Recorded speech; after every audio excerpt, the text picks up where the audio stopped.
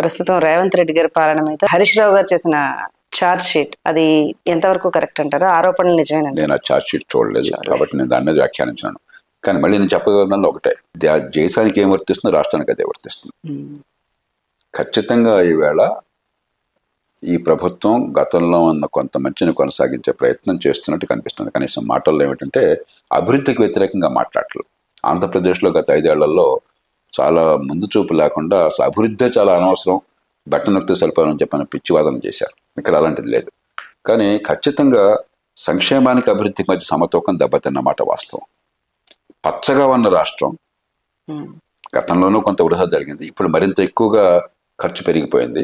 దాంతో ఆర్థికంగా చాలా బలంగా పచ్చగా ఉన్న రాష్ట్రం తెలంగాణ ఏర్పడినప్పుడు 2014లో దేశంలో అతి ఎక్కువ మిగులున్న రాష్ట్రం, రెవెన్యూ మిగులు 14 ఆర్థిక సంఘం గణాంకాలతో సహా వివరించింది. ఈవేళ నెల జీతాలు ఇవ్వడం కోసం దినదిన కంటే 100 ఆయుష్గా ఉంది. అప్పుల భారం పెరుగుతోంది. అప్పుల డబ్బంతా కూడా రోజువారీ ఖర్చులకు ఎక్కువ వెళ్తుంది కానీ తప్ప కొత్త పెట్టుబడులకు పెట్టడం లేదు. ఇది మంచిది కాదు. కాబట్టి ఈ పద్ధతిని మార్చకపోతే ఇది మన రాష్ట్రం, ఈ ప్రజలు మన ప్రజలు. ఎవరు అధికారులు అన్నా కూడా ఈ భవిష్యత్తును అనుభవించాల్సింది మీకు ఓటేస్తున్న ప్రజలు, మీకు పన్నులు కొడుతున్న ప్రజలు.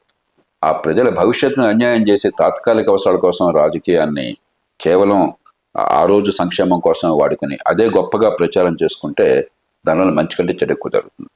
కాబట్టి ఆ మార్పు ఖచ్చితంగా అవసరం. ఈవేళ ఇక మిగతావి సరే, ఈ పార్టీ ఆ పార్టీని తిరుగుతుంది, ఆ పార్టీ ఈ పార్టీని తిరుగుతుంది. ఎన్నికల్లో ఇద్దరు ఖర్చు పెడుతున్నారు, అవినీతి సర్వత్రా వ్యాపిస్తుంది. అప్పుడున్నా ఇప్పుడున్నా కూడాను దానిలో పెద్దగా కొందరు బయటపడతారు, కొందరు బయటపడరు.